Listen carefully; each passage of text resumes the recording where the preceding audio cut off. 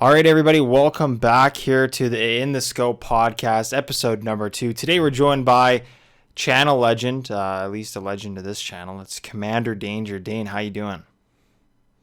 I'm good. How are you? Good. Would you consider I'm yourself a not tired legend? at all. Oh, I'm a little tired as No. well. Why wouldn't you I wouldn't consider yourself a consider- legend? I'm a myth now. You're a myth. Okay. So I haven't uploaded anything in the last 2 years. Where have you been for the people that are wondering where did Commander Danger go? Where did Dane Brown go? Where have you been? Well, essentially YouTube killed the channel, and I wasn't having any fun with Twitch, so I decided, fuck it, I'm a game developer now. So that's what I've been doing for the last 2 years. How did YouTube kill your channel? Just like, Essentially, demonetization? they deemed it. They essentially deemed it through the algorithm that I wasn't good enough for them, so they just basically buried it. Oh, okay. So just like you wouldn't show up in sub boxes, you wouldn't show up in other stuff like that. Recommended, anything like that, yeah. I think that's kind of where my channel ended up too, is because a lot of the content I was posting towards the end there, the adpocalypse kind of era, wasn't really getting shown to anyone either. A lot of people were saying, I actually had to go out of my way, type in your channel, and find you that way. So it's hard to say. Yeah, and a lot of channels have gone that way as well, especially with the new COPPA situation and all like that. It's What's the COPPA? So basically, it's like the Child Protection Act or something like that in the States. Yeah, I saw that. Like it was telling me that I had to go through every single one of my YouTube videos and determine if it was suitable or made for children or not. Is that what you're talking about? Yes, and if the FTC, a U.S.-based organization, deems it not, like if you say your video is not suitable for kids, and then the FTC goes, yes, this is, you are then fined like $50,000 or something like that. What? Per video. Yeah, wow, that's great. Yeah, YouTube So I'm really seeing taking a lot steps. of people they're just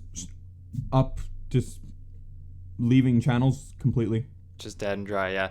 And then Twitch is an interesting beast too now. What's your quick opinion on all the big streamers? You got Ninja, you got Trout, all going over to Mixer. What do you think about that? Or do you have an opinion? I think it's good. Okay, so I think it's good business for both Ninja and Shroud that they're moving over. They're getting paid millions of dollars or whatever. I don't think it's good business for Mixer though, and Microsoft by extension. Because, yes, they're putting millions of dollars into these streamers and hoping that then it trickles down. I don't think that would have been a good idea at all. I think they would have had a more effective, so basically what they're trying to do is obviously they're trying to get a lot of viewership onto their platform, and then hopefully you stay there and watch. I think they would have had more success grabbing one of those guys, and instead of giving, I can't even imagine what they got. I heard Ninja got somewhere of 900 million or something like that for 8 years. Or I don't even know if that's real, but it was close to $1 billion to go stream for how long. I think if they would have, instead of spending that kind of money on either one of them, you probably want Ninja on your platform, but maybe not Shroud, or vice versa, depending on who you're a fan with. Maybe get some mid-level streamers that are about to blow up, bring them over. Obviously, they're going to be a lot cheaper than these high-profile streamers. And then you have 20 or 30 mid-level streamers with one huge one at the top. Get them to all collaborate with each other. I think you're going to bring a lot more viewership over doing that way. Also, a lot more diverse viewership rather than just FPS gamers coming over to your platform. So I think it's a little bit, I don't know, maybe they haven't even scratched the surface of their budget, and they're in talks with mid-level streamers, and they're going to do that anyways. But that's my opinion on it. Because the whole point of this is that the viewers that Mixer, or not Mixer, but like Shroud and Ninja bring are supposed to stay on the platform and do that. But they've not done that. They've just watched those streamers and then fucked off. They don't really watch any other streamers on the platform. So it's kind of not working for them. What I think they need to do is not just bring individual channels, they need to bring entire groups over. They need to bring like different like esports groups are essentially like content groups or teams from Twitch and stuff. Yeah, like that'd be smart if To they bought like, well, not really anymore, but Optic Gaming used to be like lots of content creators. If they brought the whole brand over, is what you're saying, and then you have Yeah. this huge team of people streaming. Yeah, that would be a smart move as well. Again, they could even be doing that. They could maybe not even have scratched the surface on their, whatever you want to call it, merging budget. But Yeah, they're who probably knows? just taking it slow for now, seeing where it's gonna go for them. Realistically, I think they've probably spent, if the Ninja number's real, they've spent over $1 billion already. I doubt it's that much. I think it's more in the neighborhood of like 15 million or something like that. Yeah, that's very possible. Or it could even be a yearly thing. Like if I doubt, even if it is 900 million, he didn't get. I don't think he got a check for 900 million. It's probably paid out over those years as like a sports contract or something like that, right? Maybe. Yeah. Who knows? But if that's real, holy fuck, that's more money than Connor McDavid's getting for 8-year deal. Yeah. Ninja's getting fucking 800 million more to stream Fortnite on a platform. That's insane. So if that's real life, good for him. Who knows? I guess we'll hop. There is. What did you gonna say? There is more money in streaming now than there is like in the NHL and all that. I would say I would say so. I mean, it's hard to tell. I'm sure a lot of people are going to argue that your old school, dare I say, boomers are going to say that there isn't. But I definitely feel it's going that way if it isn't already, for sure. Yeah. Because I can't remember who did it, but like they basically just went through like the viewership between the last like internet, like the Dota 2 International and like the last Super Bowl. There was more people watching the International than the Super Bowl. Oh yeah, I believe. But the Super Bowl has been going down for the last decade, so. Yeah, it went from people just wanting to, like, recently it was like, oh, I just want to watch the commercials, and now a lot of people don't even care to watch the commercials anymore. I think it's pretty bad when your sport has more people interested in watching the commercials that are produced rather than the actual game itself or the halftime show. Last year's halftime show was absolute garbage. I don't even remember. It was Maroon 5 and Travis Scott. It was so corny and so weird. Like, oh yes, and their fucking auto-tunes got all fucked up or something. Yeah, right? Travis Scott didn't have auto-tune, so he sounded absolutely garbage and terrible. And that's coming from I guess I'm a Travis Scott fan. I don't know if I would spend the money to go to a concert and die in the mosh pits that he produces, but yeah, terrible without auto-tune. But let's segue into our next topic here. It's kind of our smaller one, and then we'll get into the two big ones here. I guess we have two little ones and then two big ones. So Black Friday's coming up. It's one of the craziest times of the year. Probably Christmas is the craziest shopping time, I would say. People go fucking nuts. I was just at West Edmonton Mall today, which is one of the bigger malls in North America. I think it might even be the biggest mall in North America. I'm not too sure. No, it's the second. Second? Okay. Second or third. Anyways, and it was just fucking chaos in there today. And it's not even, what's today? November 23rd, 22nd? Yeah. And it's fucking chaos in there. So, yeah. Have you ever been to West Ed on Black Friday? No, only Boxing Day, I think. And it wasn't even that bad. I've gone to Black Friday for the last couple of years now. Yeah. At West Ed, and while it's not like the States is fucking crazy, it was still pretty packed. I've never seen actually someone fighting over something like you do in the States. Have you ever seen a fight take place?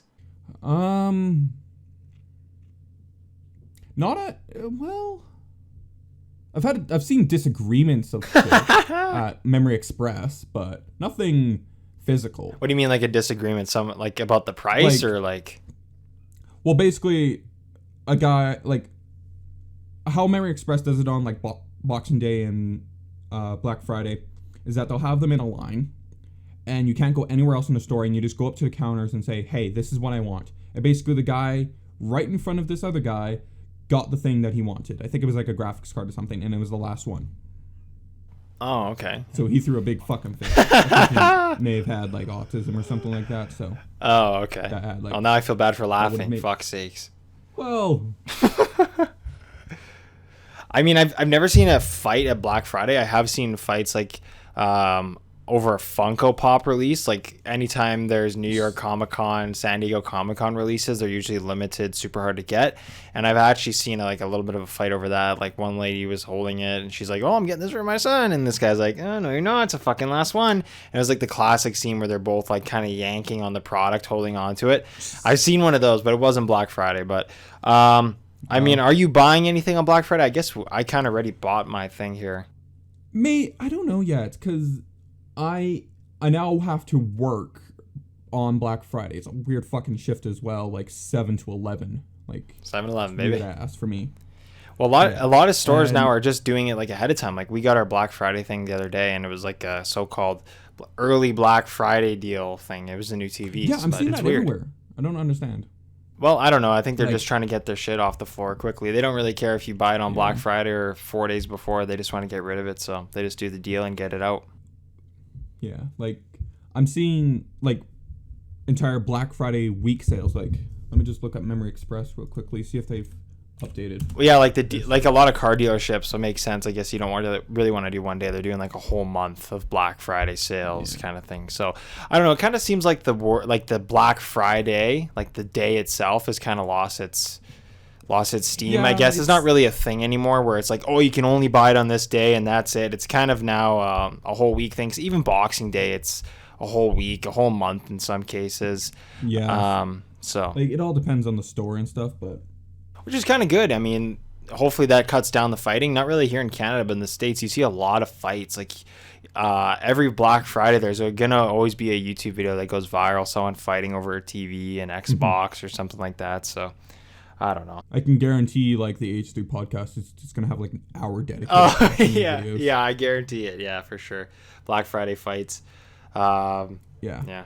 It's like the chicken sandwich at Popeyes, right? Everyone's fighting over it right now. So I don't understand that as well. Like that whole popcorn, like the whole chicken thing. We had that here in Canada for the longest time before the States did. Yeah, I never even tried it. I don't know. Like when I saw everyone going crazy over it in the States, I'm like, hold up, I've had this before here. Have you ever tried it? Like, not myself, but my brother has, and he said it's okay. Okay. It's not revolutionary. You gotta have it, or you're gonna die. Yeah. I've never had like Chick-fil-A or anything, so. Yeah, I've never had Chick-fil-A. I've never had Chipotle. We don't have that kind of stuff here in Canada, so I'd be interested to try it. Same with In-N-Out. You've had Nan? Oh yeah, because that's here now, right? Yeah. Is it good? It's expensive. Like, I've spent like $25 on like one meal. Like, holy fuck. I heard it's kind of like a Swiss chalet. Is that true? Kind of, yeah. Like, it's a sit-down restaurant. Oh, okay. Essentially. And like you go in there. I was expecting fast food. It's not at all. It's like a fat burger or something like that, where you go in and you're expected to like sit down and eat it. So. Oh, okay. But you could get it and go. I guess. So it's kind of like a Swiss chalet. Yeah, then. That's what I did. Yeah, it's like a Swiss chalet kind of deal. Yeah. From the States. Interesting. Okay. All right. Well, is there anything else you want to say about Black Friday, or people fighting over chicken sandwiches or anything like that? Well. Other than just the deals I plan on getting. Oh yeah, what do you getting this Black Friday? Well, there's a couple of things I plan on getting. One, like most of the stuff I plan on getting is all stuff from Memory Express. The three things I want to get is not for myself, but for my brother, so he can upgrade his computer. Oh, you're paying for his stuff. That's nice. Well, he's broke. He can't afford anything. Is he paying you back, or are you just being a good guy and buying his Christmas present early? These are Christmas and birthday presents, so I'm getting them. Oh, okay, nice. Yeah. Does he know you're getting them? No, not yet, unless he sees this video. So. Oh, shit. Okay. I plan on getting him a new graphics card to upgrade the current one that he has. It'll be better than mine that is in my current rig, but I also intend on upgrading my current rig to a 2070 along the lines. Nice. So I plan on getting him like a 1660 Super, which is like one of the newer cards out there, and it's going to be good for like 1440p gaming and shit, so. Called a 1660 Super? Yes. Interesting. Welcome to NVIDIA's stupid ways of naming their fucking graphics cards. So is it worse than a 2080, or is it like this weird line? So it is worse. Basically, there's the GTX line, and then there's the RTX line. So the RTX line comprises of the 2080 Ti, the 2080, and the 2070, and the 2060. The GTX line is for the 1660 60 Ti, 1660, and 1650. Now, what NVIDIA has decided to do is to compete with AMD's market share and all that. They've refreshed all their GPUs except for the 2080 Ti to the super cards, which are basically just better clocked and better CUDA cores and shit like that to make them just that bit more powerful. But with the 1660 Super, what they did is that they actually changed the memory module itself. So before it was running like GDR5 or something like that, and now they've moved it to GDR6. Oh, okay. Which actually gives it like a much bigger performance gap. Yeah, so it's just like a new line of graphics cards they're building. Essentially.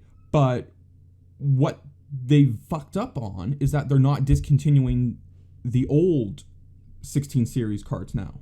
So you're still going to be able to buy a 1650 and a 1650 Super. Like, what's better? The Super one is better because it's clocked better and everything? Yeah, the Super one's better. Okay. And it's meant to essentially replace them. But they're still producing the other ones, yeah. Yeah, they're still producing them. They're not stopping producing the non-TI or the non-super cards, so weird. It doesn't make sense to me. Maybe they just haven't done it. It doesn't make sense to a lot of people either, so. Well, there you go. They're just trying to NVIDIA compete with AMD, essentially. Oh.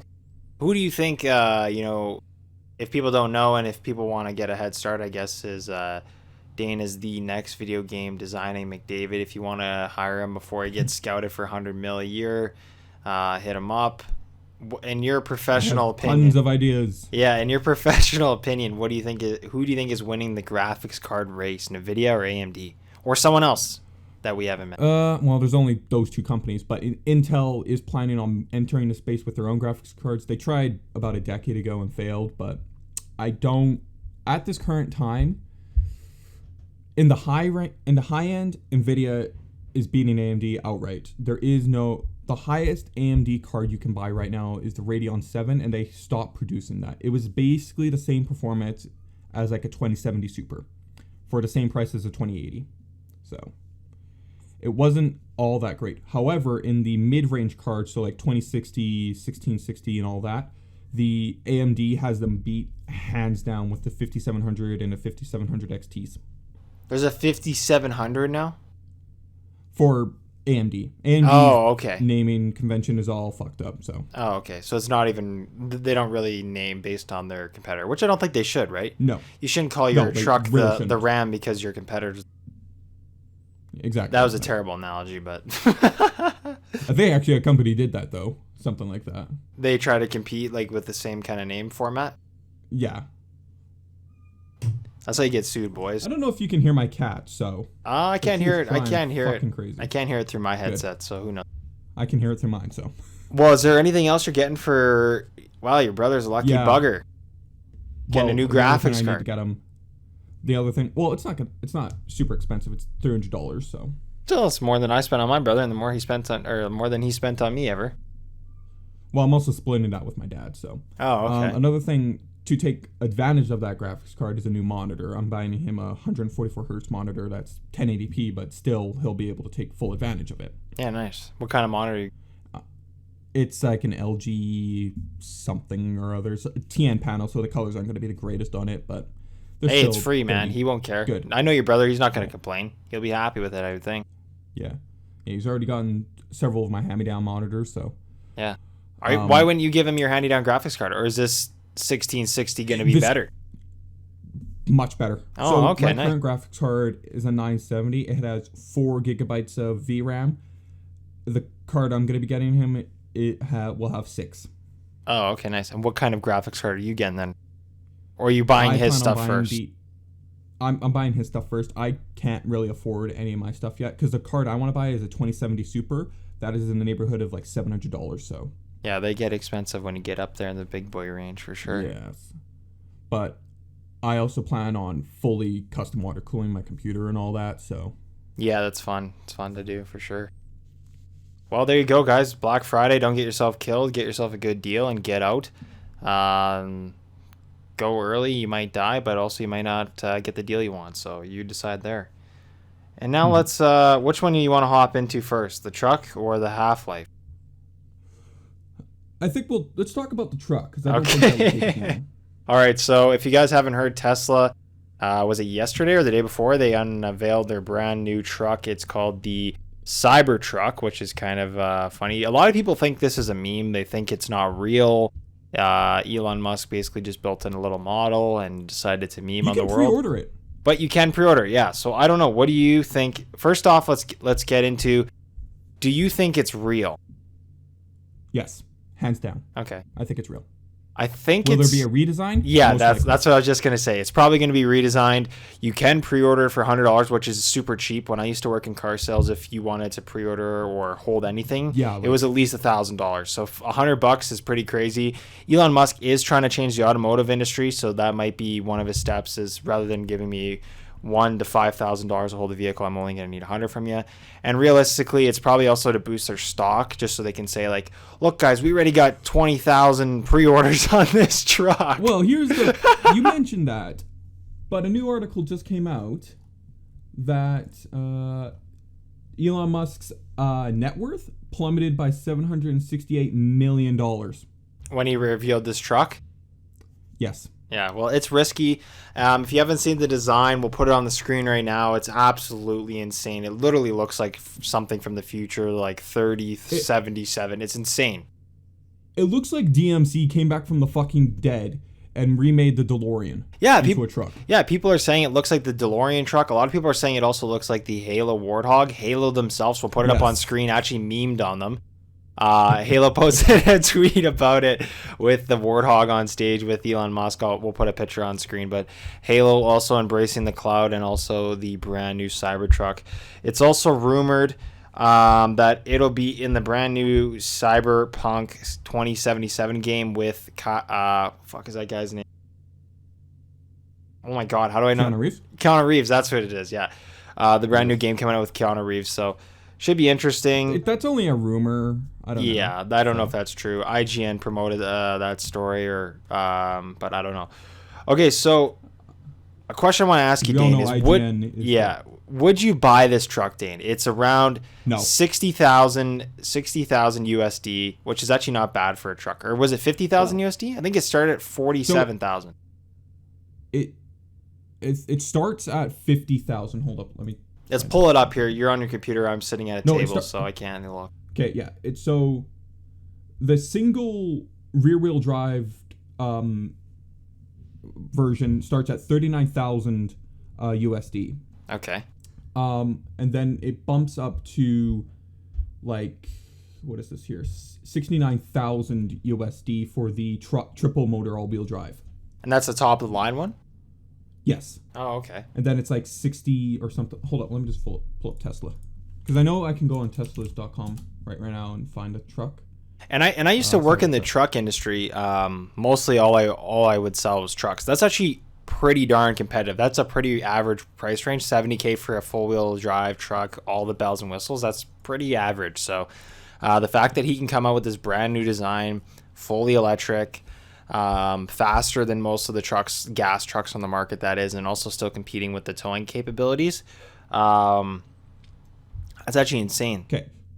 Yeah. So the single rear-wheel drive motor is 39,000. The dual motor all-wheel drive is 49,000, and the tri motor is 69,000. Yeah, that's actually insane. This doesn't come with self-driving. You have to pay an extra $7,000 for that. I would do it. If you're buying a Tesla, it's got to drive itself. There's no point in buying a Tesla if it doesn't drive itself, in my opinion. So the single motor range is 250 miles. The dual motor is 300 miles, and the tri-motor is 500 miles. It can go. The single motor goes 6.5 seconds for 0 to 60, and has a towing capacity of 7,500 pounds. The dual motor has a towing capacity of 10,000 pounds and goes to 0 to 60 in 4.5 seconds. The tri-motor can lift up to 14,000 pounds and goes 0 to 60 in 2.9 seconds. So yeah, very, very impressive, honestly, for the price range. What it is. I was reading earlier today that apparently Elon really wanted to get this truck under $40,000.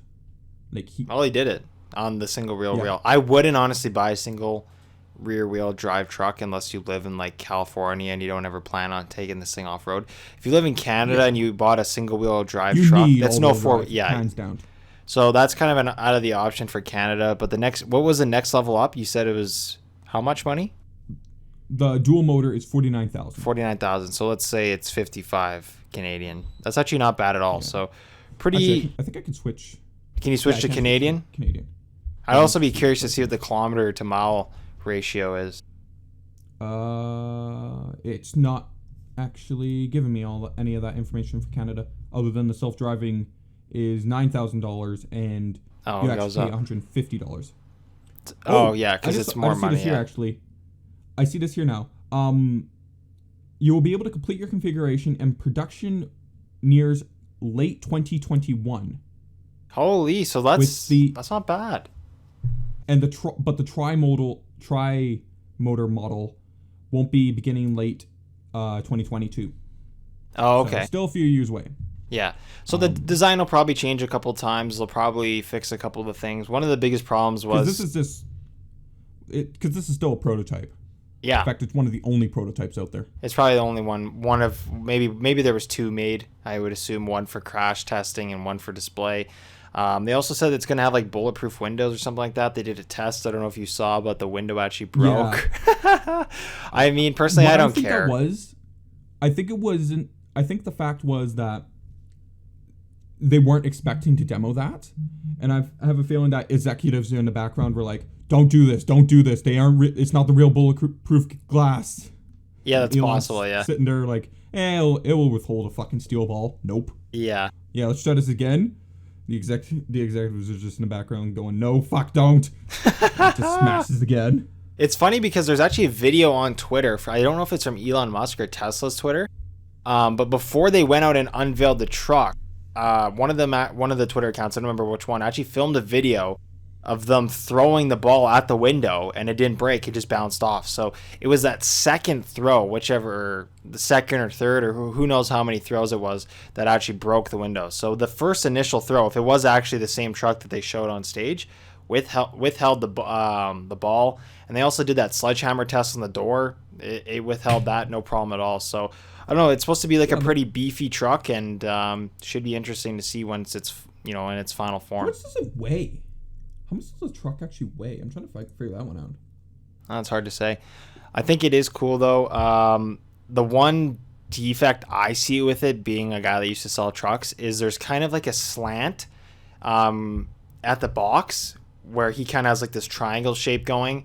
I think that is probably going to be changed at the end of the day, because a lot of people like to be able to actually reach over into their box and put stuff in there, tie stuff down, whereas this model design doesn't allow you to do that because of this weird arch they've built. The automatic tonneau cover kind of thing he built that comes down and up is pretty cool. I think they should try to keep that within the design. They need to redo the interior, hands down. It just looks, it's so fucking bone, like, it's too bare basic bones for and shit. sure. Yeah, I think there'll be probably more luxury interiors and stuff that'll come out. But yeah, it's just a prototype at the end of the day, right? Have you seen the steering wheel? Yeah, it's like the literally a Roadster. racing car. Yeah, it's like the Roadster steering wheel. Yeah.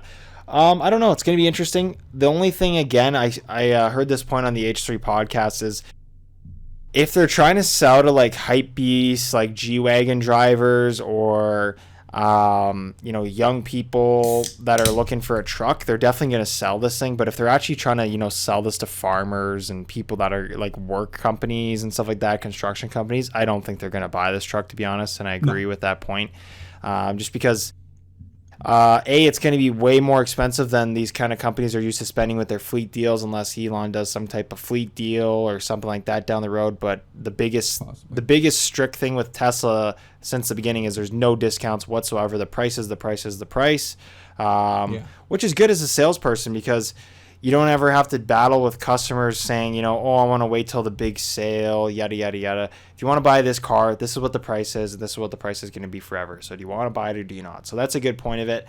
But again, going back to that point, I don't think like a real working man, quote unquote, or a work company is going to buy this truck unless the design... Nobody over 35 is going to be buying this truck, is what you're saying. Yeah, it's a millennial truck for sure.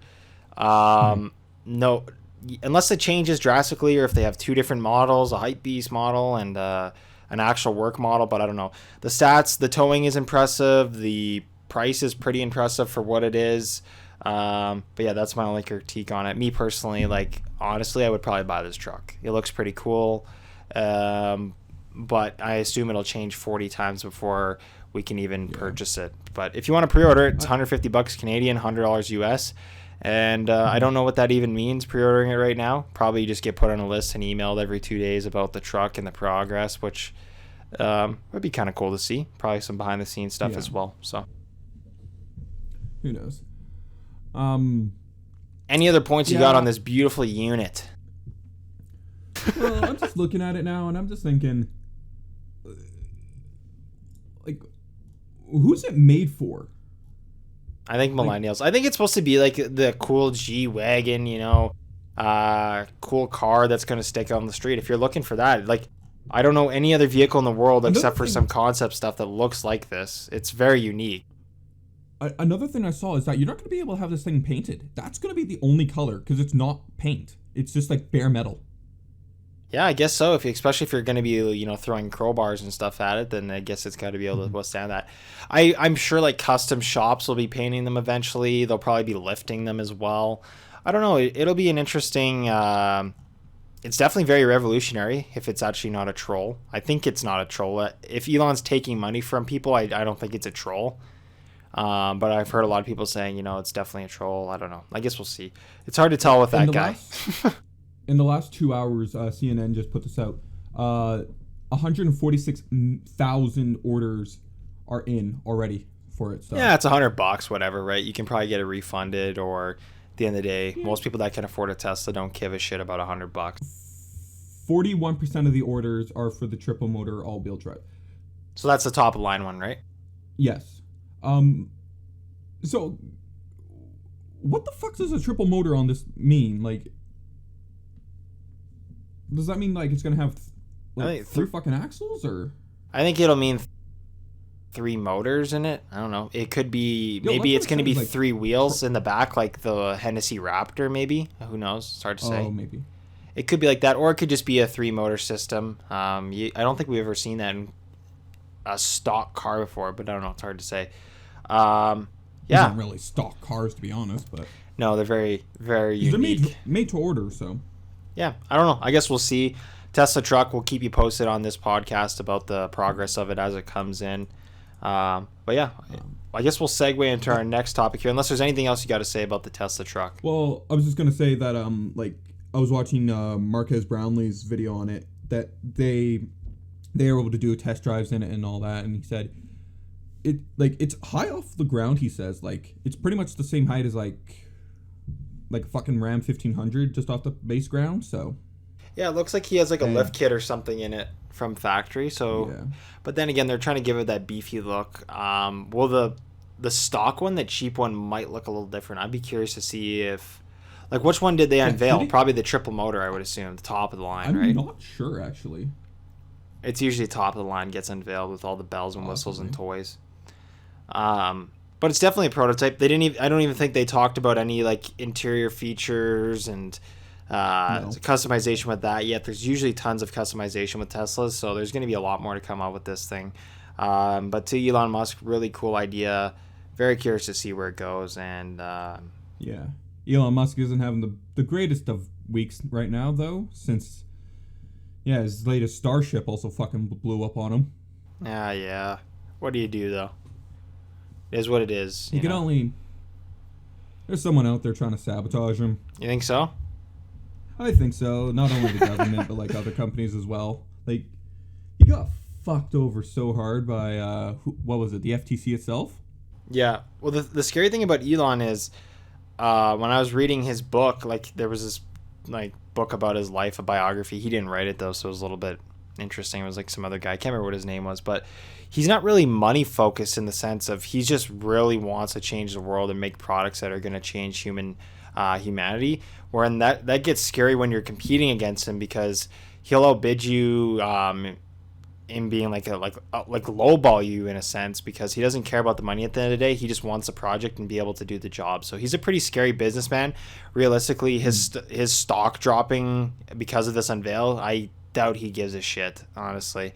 I mean, he changed his stock to 420 one day because he thought it'd be funny, and he got in huge shit from that. So Yeah, like, I don't think he understands consequence, to be honest. I don't think he cares. He's a billionaire at the end of the day. If nothing's really going to happen to him. He is just Tony Stark. He is the real life Tony Stark. Yeah. He doesn't give a shit. Yeah, if he disappeared, the economy would take a huge hit. Then no one's going to get rid of him. He's creating way too many jobs. He's putting so much money back in. So I don't think anything is going to happen to Elon Musk. Well, in a bad way. If he disappears tomorrow, I don't think Tesla or SpaceX will go under. I think they'll survive. Not for a whole long time, though, because I feel like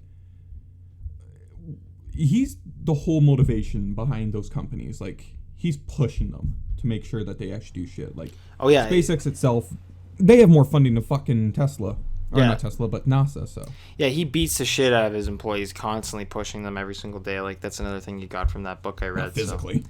No, but just, like, pushing the envelope all the time. Like, yeah. They're like, hey, Elon, we have this idea. He's like, okay, make that 10 times better now and come back to me when you're done. So, interesting guy. I would like to meet him one day and see what he's like in real life, if it is an act or a persona. Yeah, get him on the podcast. Oh, yeah. If Marquez can, so can you.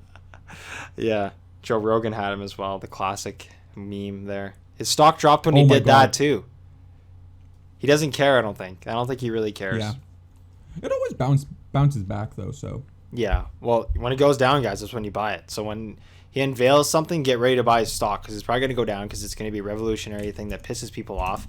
And then you fucking buy it, and you're rich. The current stock price for Tesla right now is $333 per share. What was it? I think it was in the 400s before. Yeah, as of, what was it? So it was like on the 21st, it was like 350. So it's not come down a whole lot.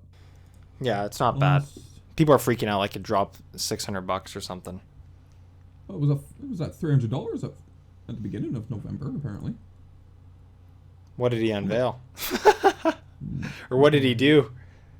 No idea. Well, this is Tesla itself, so. Oh, okay. Holy fuck. Oh, at the end of May, I know what he did. He got in trouble with the fucking undersea divers and all that shit, and dropped down to $178 fucking dollars. Yeah, so he's always pushing people and getting himself in some trouble, but who cares?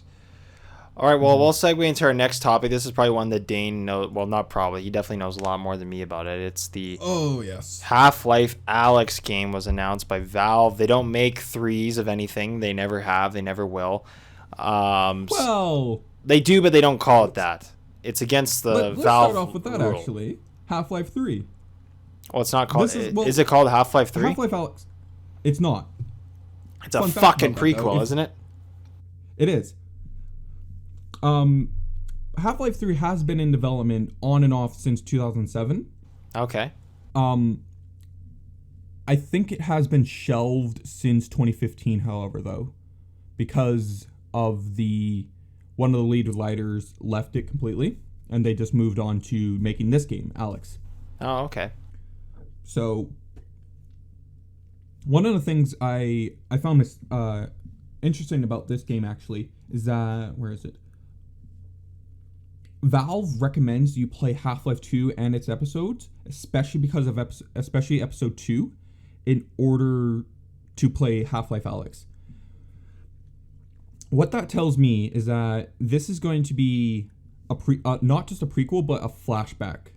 Oh, okay. As well, like the majority of the game is going to be set in flashbacks, but you're going to have parts of the game where it's post episode 2. That is my speculation on this. So it's going to be a pseudo episode 3, I feel.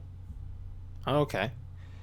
And it's a full VR game, so you can't play it in, I don't know, what's not VR, so 2D, I guess, 3D, I don't know. There is no non-VR version of this game because they said it would not work at all. Like, I was watching Jeff Keighley's Final Hours video that he did just after the trailer went out, and essentially what they said, like the developers on it said, if they wanted to make a non-VR version, you would have to have like 12 different keys on your keyboard just for the left hand. Because what they recommend is you use this new VR system called the Index to play, right? Because of all your hands move in this game, but you can play it with the Oculus and the. You can play it with any Steam VR compatible headset. Okay, but to get the best experience you want, you need the Index. Exactly. And how much is it? $1,000, right? 1,300 for the entire kit. So that's the controllers, that's the base stations, that's the headset. And then you need like a whole room basically to play it in, right? No, you don't need to do the entire room, because what they've said is that you can play it sitting down, and you can play it standing, or you can do room scale. Oh, okay. Because I saw these memes where it was like people were complaining like, oh, some people were buying a whole console for a certain game. Well, now people are going to be buying a whole house just to get the extra room to play the new fucking Half-Life game. So the cool thing that I'm excited for about Half-Life is obviously games like Gary's Mod, one of my favorite games ever built and ever made, are made off the Half-Life engine. Do you think there's going to be a VR Gmod now? Not right away, but down the road because of this engine. So here's the thing about that. Oh fuck, what did I just do?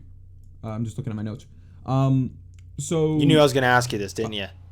Yes, I did. I wrote things down. Valve has come out and said that the Source 2 tools for VR are available right now. You can go and get them for Hammer, which is their map builder and stuff that people will use for CS:GO, Dota, and all those types of things. You can do that right now and upload them. However, in order for full mods in games to happen, Valve needs to release the entire Source 2 SDK, which is like the development kit and stuff. And so they haven't released it yet, and they haven't announced any plans to do so yet. However, they have said in the past, like many years ago now, that they will release it, and they will release it for free. So did you have to pay for it before? Yes, you had to pay for a license. Oh, okay. But I feel like because Unity and Unreal 4, they've all recently, well, I say recently, last 4 or 5 years, they've all said, oh, you can go and download our engine and play for yourself. It's only if you make your money, if your game makes over like $100,000 in something in a year, that you'll have to start paying us. Oh, okay. So do you think Gary Newton, the creator of Gary's Mod, has paid Valve yes. a significant a lot of money? Yes, hands down. Okay, nice. Because, well, and do you? So I guess, do you think once this kit per se gets announced or released, do you think he would start making a Gary's Mod in VR, especially because it's the most, it's a game he's most well known for? I think he'd be a little bit stupid not to. I would see a Gmod VR version. I could definitely see that happening. I don't see any of these the game modes happening in it though. I think you would just get base Gary's Mod in VR. Like I don't see like TTT. Well, I say that, but there are other games that have done TTT murder and all that. But I don't see things like Dark RP, for example, being in VR. Just because you were saying because you were saying just the scale of stuff going on would just not work in VR. The vehicles constantly moving, people blowing stuff up, people shooting guns. The maps are huge. They're full.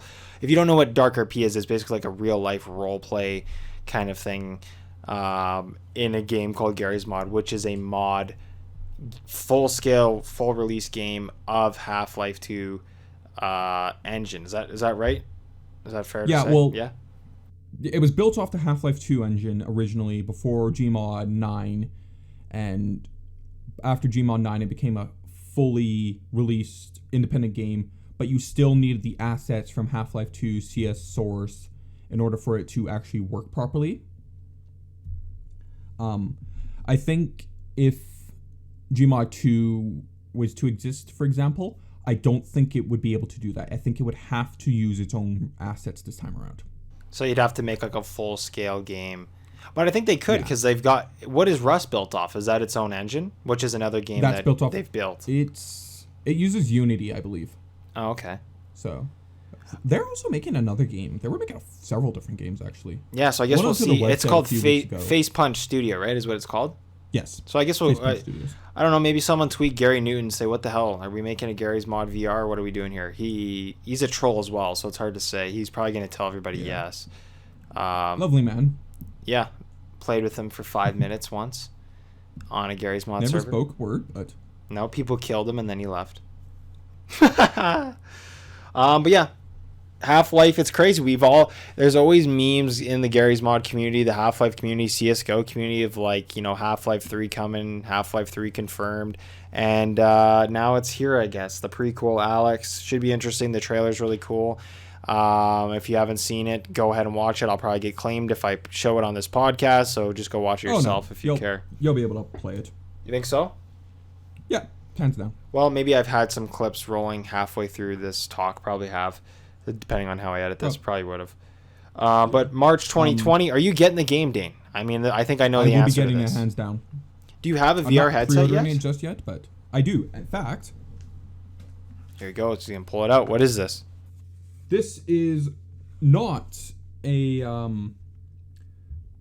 Index or a Oculus or anything like this. This is by HP, and it's called the Windows Mixed Reality Headsets. This one is called the 1440 Spatial Computing model. And inside, you can see there's just 2 lenses, and they've got the screens in there. Instead of using cameras around my room and stuff, on the front here, you can see there's like 2 cameras, and they basically just track my whereabouts in the room. Wow, hold on, my cable's not quite long enough. So you don't actually have to set up cameras? Nope, it just tracks it into the room. It's called inside out tracking. Oh, okay. This is the right hand. And these are the controllers that they use.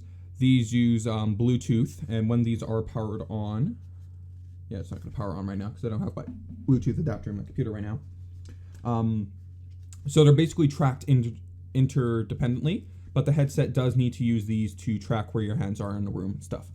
But the only downside with these headsets is that if I have my controller like behind me and I'm facing forward, the game freaks out and doesn't know where my hands are. So that's going to be one problem.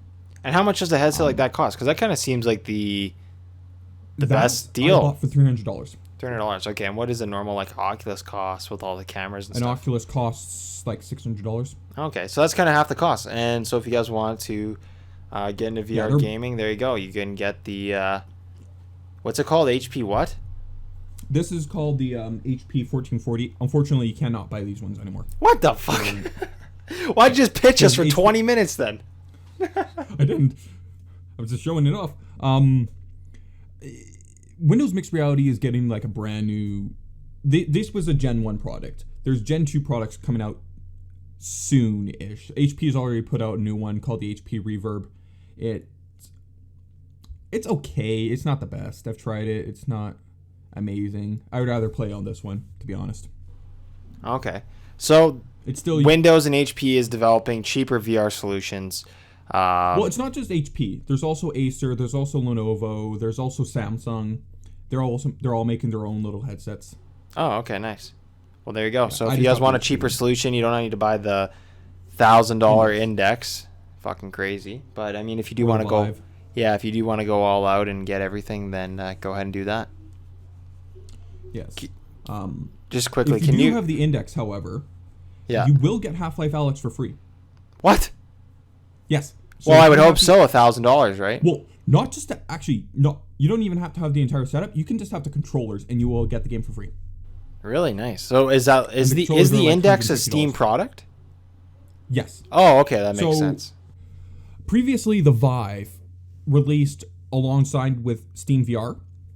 Everyone assumes that the Vive is actually made by Steam. It's not. It's made by a company called HTC who make a lot of like phones and stuff. Yeah, I know who that is. Yeah. And they split off following like 2016 between Valve and HTC. They split off, and Valve went on to make their own headset called the Index because there was like some disagreements and shit. So it still uses Steam VR to actually work everything. So Well, there you go. Half-Life Alyx coming March 2020. How much is it? It's probably going to be $80, I assume. AAA game. Right now, you can actually go and get it for $66 on the Steam page in Canadian. So. Okay, that's not too bad at all then. So it's probably about $50, American-ish. If you buy the game now, and you're an Index user, you will get exclusive skins for Alyx itself. So you can change like how your gun looks, how your gloves look, as well as you get different environments for the home space in Steam VR. So basically, when you start up your headset and you haven't started any games yet, you go into this like free environment that you can just walk around. You can download different ones off the workshop. Really? What the hell? Exclusive ones. Interesting. Yeah, is that out right now already? I'm not sure. Oh, okay, nice. As well as you will get exclusive skins for CSGO. They did say, however, that there was going to be more skins for Dota 2. However, they have deleted all references to that on the store page. Oh, okay. So do you think the future of gaming is going VR then? Or is this just... Like, cause we're seeing a lot more VR games recently. You got the Iron Man VR, this Marvel VR game. You got the Half-Life game now as well. Do you think the future is going VR? Well, that's the thing. There's like 3 different streams of gaming right now. There's the console and PC market. That's right now. I guess there's 4. There's the console and PC market, where it requires you to have the actual hardware with you. Then there's the streaming market with Google Stadia, OnLive, Amazon's coming out with their own streaming service now. Like Bethesda, Ubisoft, all these fucking companies, they're doing these streaming fucking services, so you don't actually have to have the hardware. As long as you have the stick, a controller, and a TV, you're good. Oh, and internet. That's the other thing you have to have. So they're basically, instead of having a console, it just streams the game through the internet? Is that how it works? Essentially. Okay, interesting. I've never actually heard of that until now, so that's pretty cool. Really? No, I've never heard of that. Great marketing, shitholes. Well, it depends on what parts of the internet, I guess. But the whole thing about streaming right now is that nobody has a good enough internet. A lot of these like places, like if you don't have at least 20 megabytes down, you're not going to be able to play these games or on these streaming services. So that's why a lot of people are like opposing these companies and just going straight for the hardware. Yeah, unless we somehow collectively get better internet as a society, and not gonna happen. Yeah, probably not gonna happen. Hands down, not gonna happen. Wow. As long as Comcast and all these fucking companies they ain't happening. Yeah. You'd also have to revisit lines, probably redoing all the internet lines, unless you somehow can figure out how to do the Google. I don't even remember what their internet thing was called. Is it even still a thing? Fiber. Is it still a thing? Yes. Okay. Telus has their own fiber internet. Is it as good? About that, yeah. Has it come out yet or no? Yep. Telus, they have lines set up around Edmonton. There isn't any lines over my neighborhood, at least. So okay. So it's still pretty new development thing. Yeah, it's still pretty new. It hasn't officially worked yet, but. Oh, okay. Getting back to what I was saying, and the third stream is mobile gaming. That's a completely different beast on its own. Oh, yeah. It's kind of affected how gaming itself has changed. Yes. Well, there's even just the esports side of gaming. There's even mobile gaming now in esports. Yes. Like insane. Call of Duty Mobile, Fortnite Mobile, PUBG Mobile, all that shit. So there's obviously a market for it. Call of Duty's hopped in, Fortnite's hopped into the mobile side, PUBG, and then even just a lot of these big game developers are making mobile versions of their games. So it's I don't know, it probably pays pretty well. All the kids go in there, they buy all the microtransactions on their mom's credit card and iTunes account, and they don't even realize what they're doing, and the big boy developers get paid well because of it. I'm sure of it. Mm-hmm. And then there's VR as a completely different medium. I feel like we're going to go the way of what Oculus is trying to do and make standalone headsets that don't require a PC or a console or anything. Yeah, that'd be really cool if somehow you could do that. Well, Oculus has already put out 2 headsets that do that right now. And they're okay. They're just not the greatest spec-wise. I did an entire project for my school actually on VR, and basically going through all the different headsets throughout the history, all the way back to the 1930s. So wow, it's been around that long, like early VR, well, or kinda. VR as a medium has, like, have you ever heard of the Viewmasters? Those things that you just put up to your face and like take like a film disc. Yeah, yeah. Press the button. The little red things. I used to have one of those. VR. Yeah, I used to have one of They're those. technically VR. Oh, okay. Well, I've been a VR activist for a long time. Yeah. You know, weirdly enough, VR actually makes me really sick. I can't even play a VR game. So if the whole world goes VR, I'm fucked, because as soon as I put a VR headset on, I get super motion sick. I have only tried though the PS4 VR and the cardboard PSVR one. is Yeah. PSVR is super nauseating to me. The headset that I have. So the problem with the VR headsets that you've played is that they've never been above 90 FPS. Excuse me. Oh, okay. 90 FPS minimum is what you need to play VR without feeling motion sickness. Why did these manufacturers even make this shit then that's below 90 FPS? Like, no idea. Try to get people into it. Yeah, like at West Edmonton Mall, you know, relating back to the beginning of the conversation here, they have this, you know, now and then PS4 comes and has all these VR things. Like, I literally said to the lady, I said, I feel sick right now. I feel like I'm going to puke.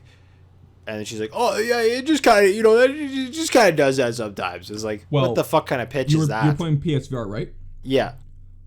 So I'm guessing you were sitting down and playing with a controller.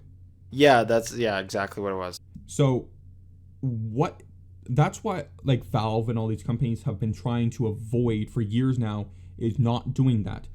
They want room scale and all that, because your brain gets fucked up when you're moving, when, like, your eyes and brain get fucked up because when it sees that you're moving, but then you're not moving yourself, it doesn't know how to react. I guess so. It's probably like, what the fuck is going on? And then you get motion sick from that because you're like, well, I think I'm moving, but I know I'm not. Yeah, that makes total sense, actually. Yeah, that's exactly crazy.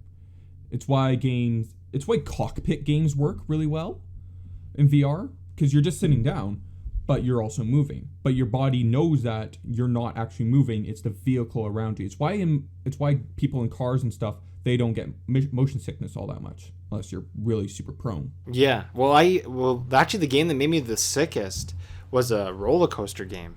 But wouldn't my body think, you know, you're supposed to be sitting still on a roller coaster? Well, I guess not, because the roller coaster would be moving. Inertia. Yeah, it would be moving. Yeah.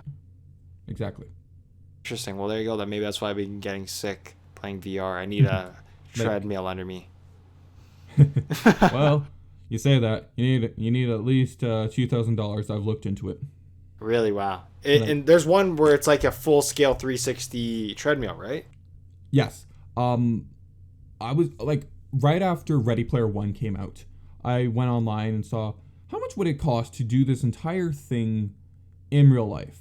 It would cost me $15,000. Holy fucking shit. Well, that's right now, right? Like, I remember back in the day, microwaves were a huge thing, right? Remember 3D printers used to be thousands and thousands of dollars. Do you think maybe in the future it's going to become a lot cheaper of a product? I feel like VR is just going to be like in Ready Player One. It's where you can get a headset for like $5 and be on your way. Yeah, it'll be cool. It's cool to see how it's going to develop. I'm excited. This Valve game, Half-Life Alyx, looks like it's some new technology. I have with a lot more to talk about Alyx as well, actually. Oh shit! Let's keep going then. The finger stuff is what really caught my eye. It looks really interesting. Yeah, those are the Knuckles controllers that Valve has custom made.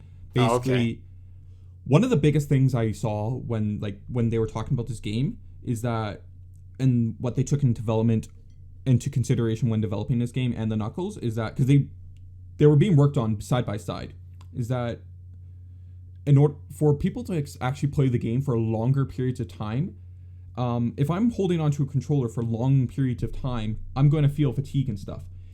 What the index controllers do is that they're just strapped around your hand, and so I can basically just have like flat open hands, and they'll still be attached to me, and I won't feel as much fatigue.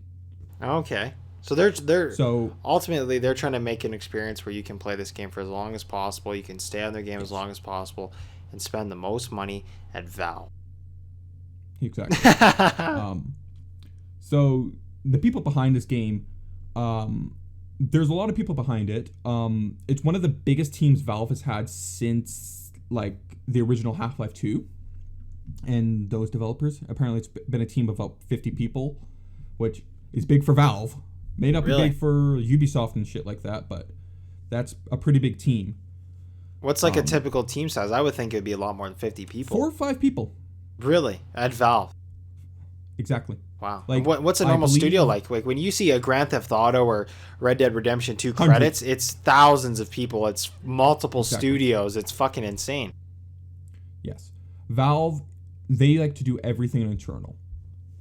Oh, okay. So a lot of these other companies outsourcing? Like, oh, let's get these guys to do our audio. Let's get these guys to do our whatever, motion, blah, blah, blah. Yeah, Valve does all their stuff internally. It takes longer-ish, but it does pay off for them.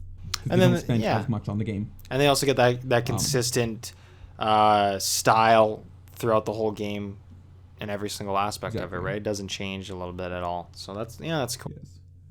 Yeah, people from the original Half-Life game are working on this, like writers, programmers and stuff like that. I don't know if Gabe himself is full on to development of this game. I haven't seen anything like that, but maybe, who knows? But he's a pretty busy guy, I would assume. Yes. I don't know if you've ever heard of the company called Campo Santo. They were behind the developers behind a big indie game that came out a couple years ago called Firewatch. They got bought out completely by Valve, and they all went to move to Seattle and all worked on that. To make their new game called Valley of the Gods. As of right now, that game has been shelved because all the developers on Campo Santo have gone and worked onto Alyx. Okay, so he's putting everybody that he's got on. Essentially, if you're not working being on CSGO, Gabe Newell, the guy that yes, Valve or what does he owns it and he's the CEO. Right? Yes, he's the owner and CEO of Valve and Steam and all that.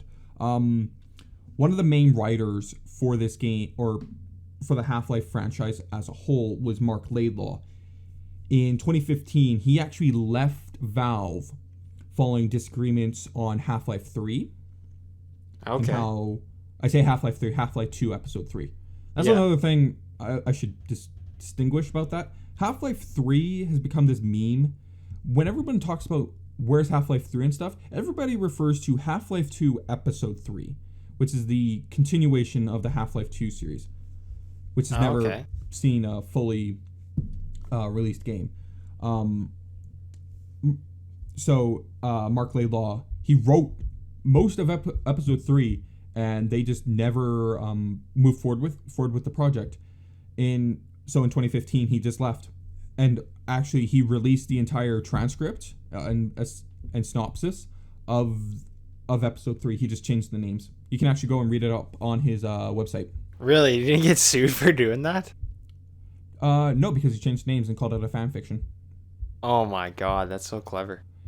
And people out there have been doing game jams and stuff, and there's actually one studio that have taken this and have tried to remake in Episode 3. I don't know how far that's going to go into development now, following Alyx. So yeah, okay, interesting. But anyways, Laidlaw was brought on as a consultant for the writing team on this game for Alyx. Although, so he hasn't directly worked on this game, he has been teaching and basically showing the writers how they are to make this feel like a Half-Life game, essentially.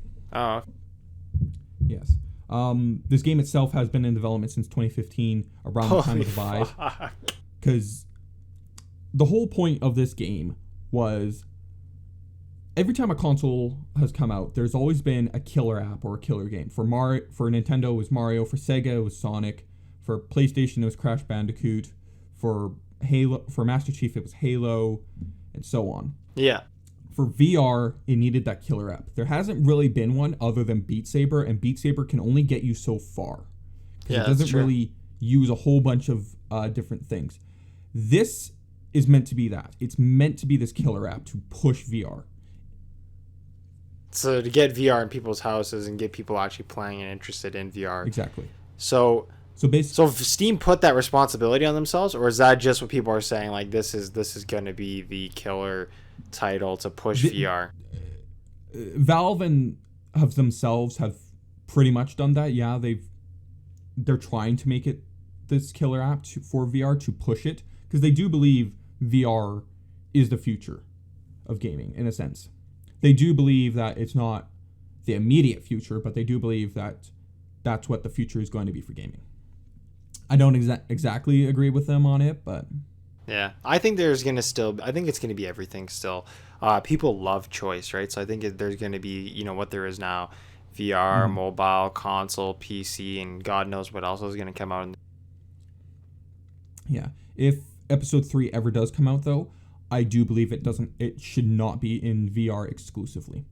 I think if they do an episode 3, there will have to be a VR version and a non-VR version if they want it to succeed. I am stumbling everywhere today. Well, it's crazy that they have decided that this new game they've been developing is gonna just be VR, in the sense of like, guys, we're going VR so much that we're gonna risk probably sales, in the Yes. sense we're risking sales, just to put the emphasis on VR as a future, and that's the way that Valve wants to go. And again, like you said, this is going to be what they hope pushes VR in everyone's house. Which it kind of just sucks because you got to go out and buy, a good VR headset to play this Yes. game on. Well, and the whole thing about the sales and stuff is that VR, I don't know if you've ever looked at it, but there's a Steam hardware survey that comes out every now and again. And in there, it lists one of the things that, do you own a VR headset, and which one do you own? Only 1% of all of Steam's market share actually has a VR headset. Holy fuck! Can you imagine if only That still 1% includes of the millions of market people, share but buys this game? yeah. They're taking a risk. I'll give it to Gabe Newell and the boys there. They're taking a big risk by doing this. I wouldn't have fucking done it, to be honest with you, unless, I don't know. He must really believe in this, which guess we'll see. He could prove us all wrong. Yeah, well, he's got millions of dollars to burn, so Yeah, worst case, fuck, he'll be fine. He'll sell a couple games and it'll come a cult classic. well, the the last game that Valve put out was, or last two games they've put out, was Artifact, which was a card trading game similar to Hearthstone and Gwent. It underperformed so badly. The peak amount of players that play this game now is maybe 10. That's how That's a good that is game. how bad it is. I think there's some indie game mods. There's some mods that have more people playing than that. That sucks. Yeah. There is another game out there. It's called Dota Underlords, which is basically chess, but for Dota. And a lot of people were playing that for a long time now, but it seems to it seemed to have disappeared. Kind of. I haven't really seen much more news on it lately, but Well, I don't know. Do you have any other points? That's kind of interesting. yes, I've got a lot more notes. Okay, well, it's interesting to me though that Valve takes that big of a risk in Yes. putting all their eggs in one basket, which is VR. So we'll see how it turns out. I'm interested. Regarding the voice casting of this game, the main character you play is Alyx, who was being played by Meryl Dandridge in the Half-Life 2 and the episodes. She has been recasted for this game, Oh, okay. which strikes me as weird because all the other voice actors that have been confirmed for this game are being reprised by their previous voice actors. Alan McLean is playing the Overwatch character.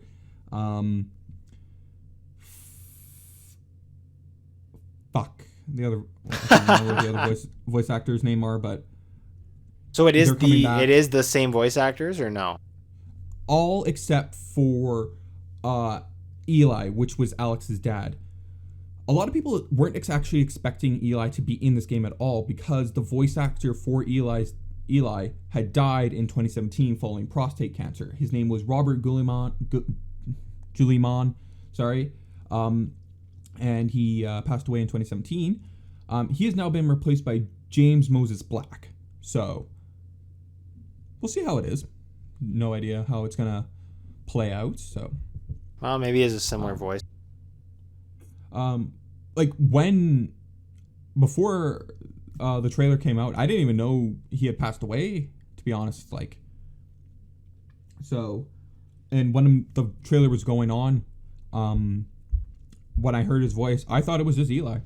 Well, then, I mean, they casted well then if it's the same kind of voice, and you couldn't even tell. The game itself is set to be around 15 hours. Jeff Keighley, the man behind the Game Awards, has been playing it on and off for the last couple of years, and he said that he was able to play the entire game within 15 hours.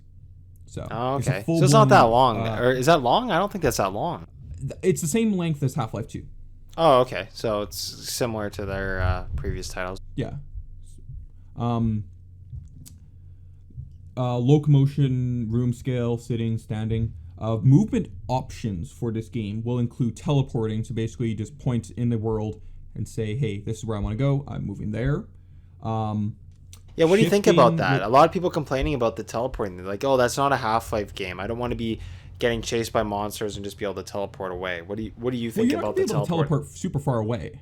Just like a little couple feet ahead of you think? Essentially. It's to mitigate the motion sickness. That being said, there's going to be continuous movement, which basically you just use an analog stick on the controller or of like the knuckles and stuff and just be able to move around like you would. The teleport option was based around the game first, however. So the levels are completely based around teleportation. So shifting and continuous movement was all put in afterwards. Okay, so the game's built to teleport first. Be teleported. Okay. Exactly. Well, and most VR games are like that, though, right? Yeah, most games are. Like games like Pavlov, for example, which is like a CSGO, essentially, in VR. That uses continuous movement with the analog stick. I can't play that game for too long because of motion sickness, so. Interesting. Do you think you'll be able to play this one without getting motion sick? With teleporting, yes, hands down. I will try it with continuous movement, but we'll see. Yeah. There will be full finger tracking with the knuckles controller.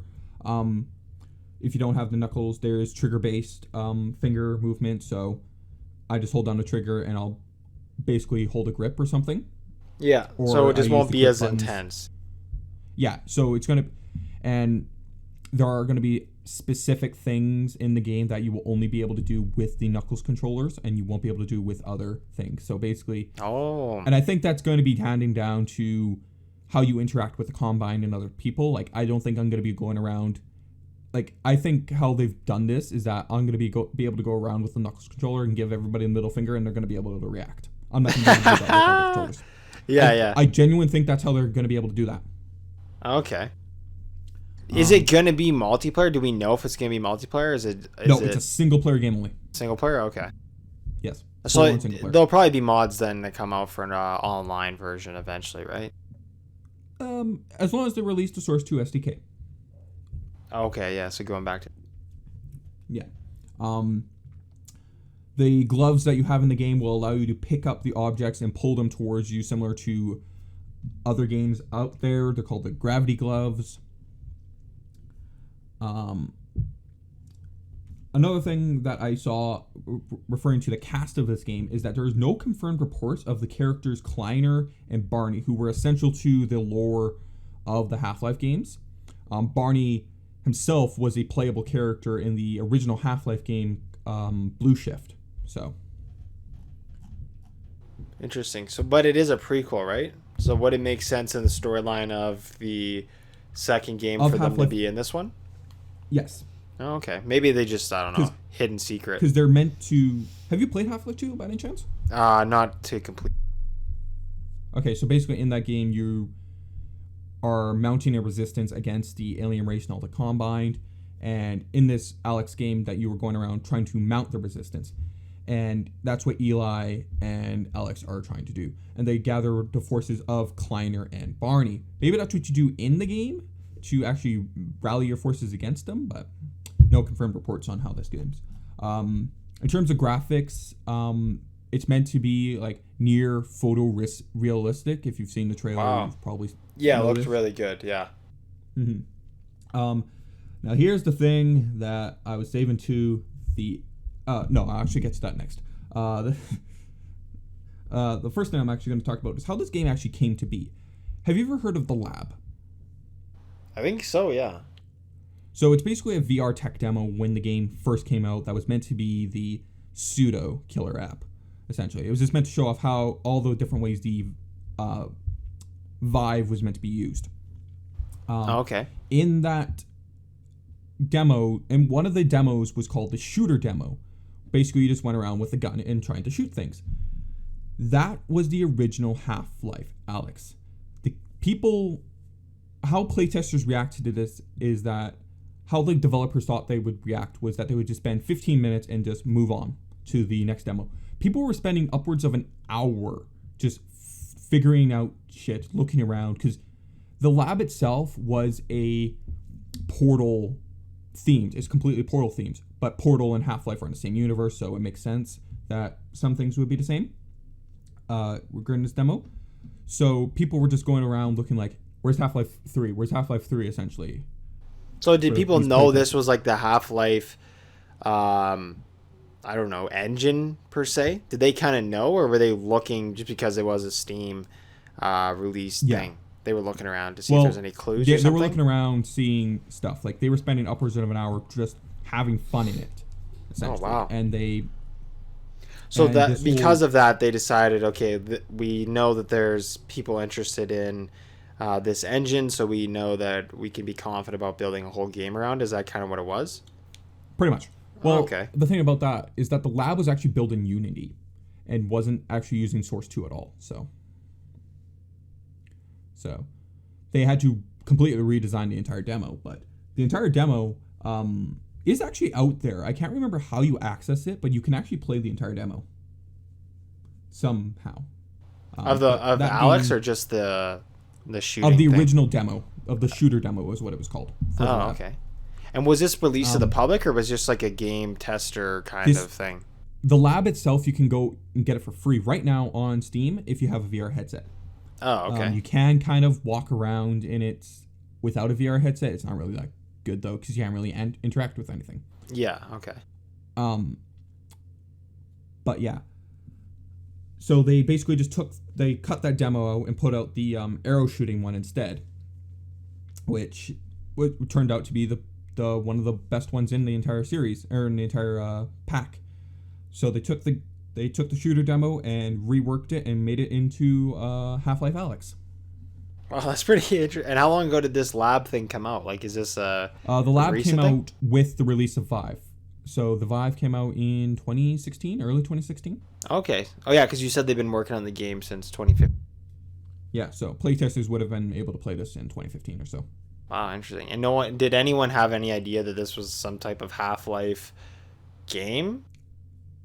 Or they were just predicting, like, oh, this is probably something related. Like, no one really knew that this Half-Life game was coming out, right?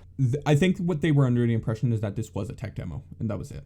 Okay, interesting. Just using the assets. That's very smart of Steam to do that, to test, like certain engines and stuff like that before developing a whole game around them. That's very smart.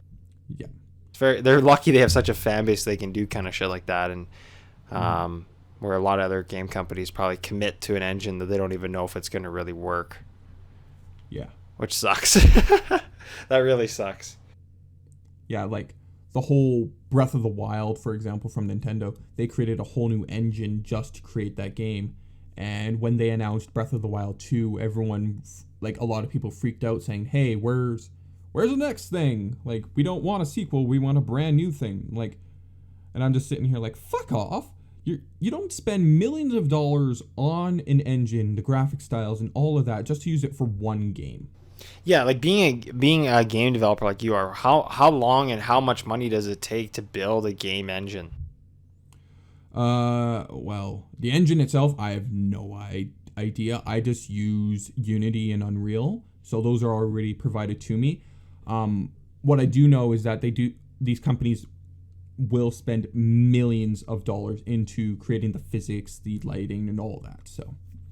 And it can take a long time to build an engine, right? Yes. Basically, if you guys don't know what a video game engine is, it's the heart and soul of a video game. It's like Dane said, it's the lighting, it's how you interact with stuff, it's the physics within the world. So The yeah, code and all of that. Like, yeah. if you want to make a game, you have to have an engine. You can't do it from scratch, realistically. Well, without pulling your hair out. Yeah, it would take you 10 years to do it from scratch, essentially. How long does it take to make an engine then, do you think? Obviously, you haven't built one because, you know, like you said, it costs millions of dollars and probably years of time. For Unreal, Unreal Engine 4 came out in 2014, I think it was. And Unreal Engine 3 came out in 2007. So there was a 7-year gap. But Unreal Engine 4 was built off Unreal Engine 3, so... So it wasn't even a full new engine. It was just a revised engine. Well, yeah, essentially. It's a brand new engine. It's just... It's built off the backing of the previous engine. And that's all these engines are. They don't go completely scratch-free, except for Source 2, which is the new engine that Valve has made. Oh, okay. So Like, while producing this game, they've also... scratch. Yeah, and while producing this game, they've also built a new engine, so makes sense why it's taken so long. Like Dota 2, Artifact, and Dota Underlords, they all use Source 2. And that is actually how I learned of this game. Because of Half-Life VR, or Half-Life Alyx, I knew of this game since 2016 because of the leaks that this game had. I follow a channel called Valve News Network, and it just reports on all leaks and stuff coming from anything Valve, essentially.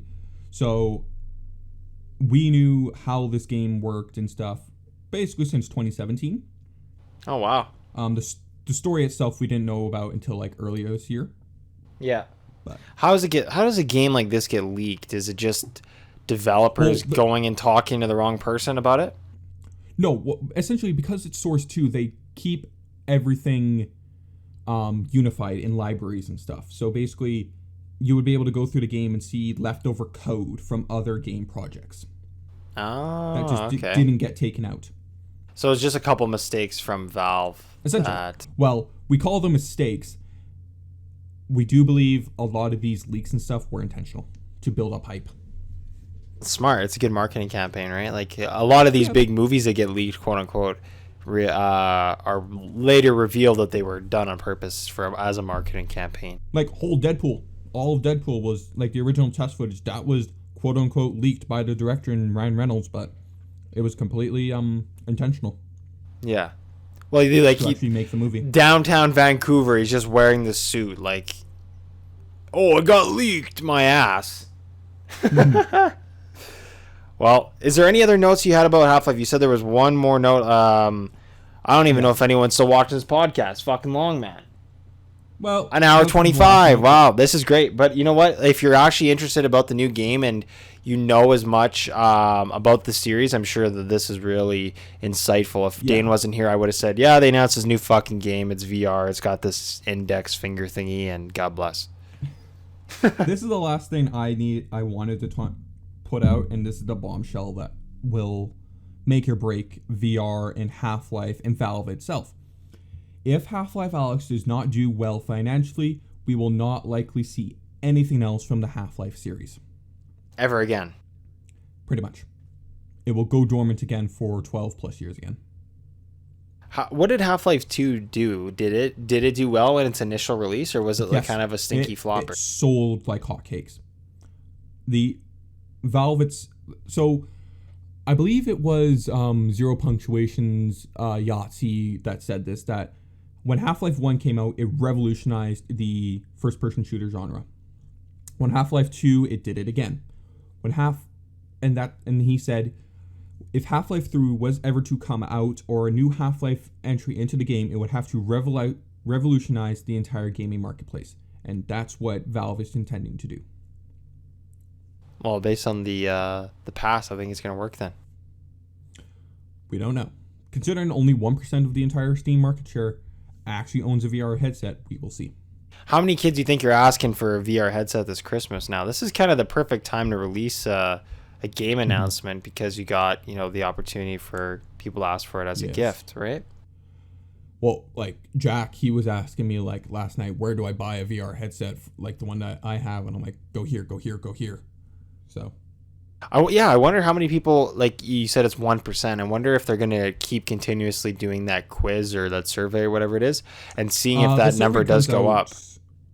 The survey comes out at least once a year, I believe, and I always try to do it. So Okay. Well, I wonder if they're going to maybe right before the release, I feel like they might do another one just to see, where they predict they're going to be at sales wise.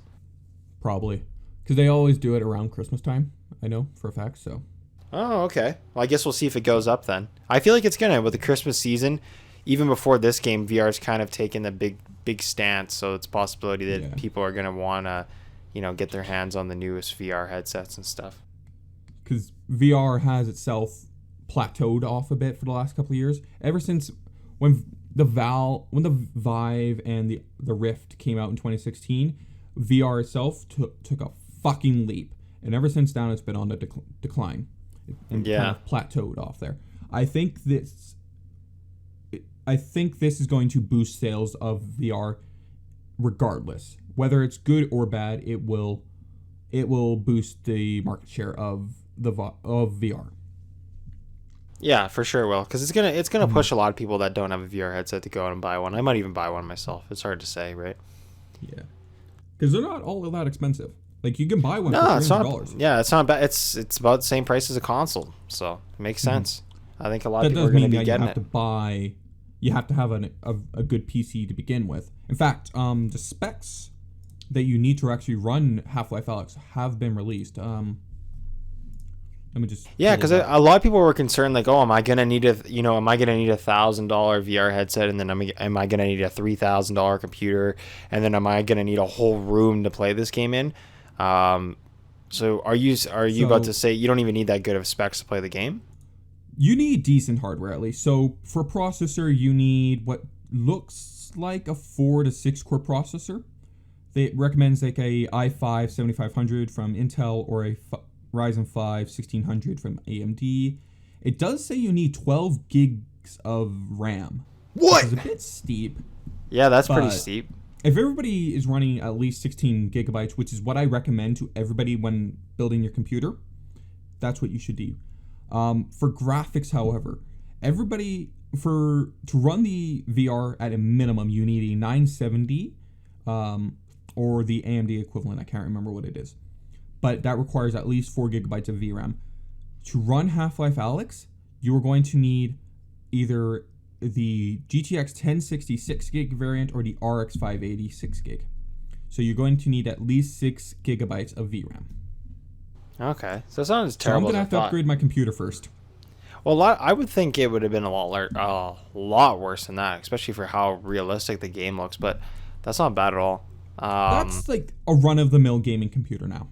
Yeah, mostly everyone that's like really into PC gaming and kind of the demographic that's going to be buying this game is going to have I would think at least a 970 on their computer. Most people nowadays at least have a 970, if not way better. Yeah.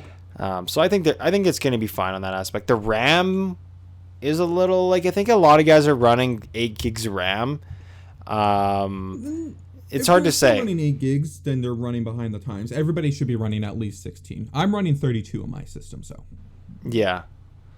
Well, I don't know. RAM's not that expensive either. So if you have to go No, out and like buy one more, $50. yeah, another RAM card, whatever. Fuck. Not bad at all. Well, was there any other points, Dan? I don't know if the people are here and ready to go. I don't know if anyone watches the podcast this late. YouTube doesn't give me stats like that anymore, but Yeah, well, you can still sort of see the analytics and stuff. Speaking of YouTube Studio, I've gone in there a couple of times. It's completely fucking shit. yeah, I don't I don't know how to work it at all. Like when we used to make YouTube videos heavily, it was actually pretty good and easy to understand, but yeah, they completely changed it now. There's also a different way to Yeah, upload videos now, like some beta version of uploading videos. I don't even know what that is. I never tried it. Yeah. That whole studio is in beta. It's meant to be fully public. It's meant to be the full forefront of the entire YouTube back page, starting in the end of December. So, which basically means you're not going to be able to get access to a bunch of the tools that you need. Like for live streaming, I know for a fact, because I watch like a couple of different shows on YouTube.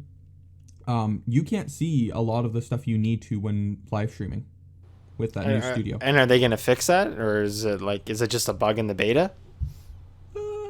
We don't know with YouTube. YouTube intentionally keeps things vague. They're worse than Valve. Yeah. Well, all right. Well, I had a whole another topic, but I think we'll wrap it up here and maybe save it for another podcast because it's not really one that is time sensitive as these ones. It was just, is Star Wars killing it right now? Oh, Fallen Order. Well, also I was just going to talk about The Mandalorian. You got the new movie Rise of Skywalker coming out. You know, I guess we can save that one for another time because realistically, there's probably gonna be more stuff we can add to that list. So, yeah, we'll finish Fallen Order first. Yeah, I guess and I can actually play it. So guys, thanks again, Dane, for coming on the show. I think a lot of people actually know who you are on this channel, at least the real old fans. So that's probably interesting to see you now with a beard, a mustache, glasses. You also have long hair. Let me take the hat off. Show off my fucking long ass hair. Buddy, you look like a rock star. Yeah, like. How long did it take you to grow the beard out? I can't grow facial hair for nothing. So I've been trimming my beard on and off for the last 6 months. I fully shaved it back in July because I was having troubles with the trimmer. Oh, okay. So can you grow out a big Duck Dynasty beard or no?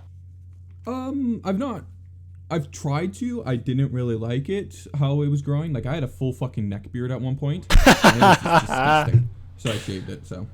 Okay, nice. Well, yeah, Dane, thanks again. What were we going to say? Mm-hmm. Please, more beard stories. Another thing, you can see in the background here, I don't know if you can. Yeah, I've been watching her quite a bit while you've been talking. Yeah, she's just been sitting there, just on my bed and in her bed, so. That is little Ash. She's, 6 months old as of 3 days ago, so. Yeah, it's Dane's cat. I'll put a picture on the screen of her right now from his Twitter. You can see her a little bit better. Yes, she is quite adorable. Well, Dane, I guess I got to ask you one more pressing question that people are going to be asking. Are you ever going to consider coming back to YouTube, even just for like a podcast like this or streaming on YouTube or Twitch or anything like that? I've debated whether or not to make my own podcast over the last couple of months. Whether or not it would do all that well, I haven't decided. So what would it like? You know, I was on the fence about it, and then I just decided, you know what? If 100,000 people view it or 4 people view it, who cares? It's just something that's fun for me to do. It's a fun hobby. So I guess my advice to you would be is if you want to do it, just go do it. And what would it be about? What would be the plug? Maybe we can get the early stuff on it. I'd be just talking about everything I've played, everything I've watched, everything I've just been doing over the last week in my life. Talking about the different news things out there, like. So kind of like this podcast, just not really like the first part.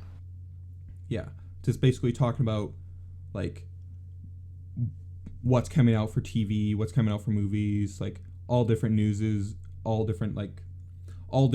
for like the game industry, the comic book industry, all that type of shit. Oh, I mean, honestly, if you want to do it, go do it, man. I think that'd be good. I would watch it for sure. It's basically this show, except for the week thing, the weekly wrap up thing you have. I just don't have that. Maybe I should steal that idea. It's pretty good. I don't know. It's kind of like the co-optional podcast in a way, if you've ever seen that one, but yeah, not. And I would be more focused on it, to be honest.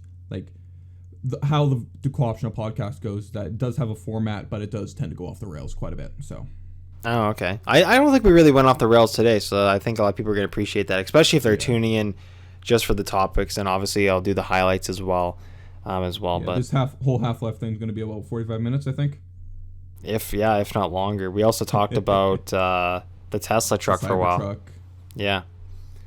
Well, Black Friday and all that, so. Yeah, an hour and a half podcast is pretty good. I think that's the longest one I've ever actually produced in all my years of making podcasts. So thanks again, Dane, for coming on the show. Yeah, it's a standard length. I usually like to watch ones that are like 2 to 3 hours, so I get it for sure. Yeah, I'm getting you there.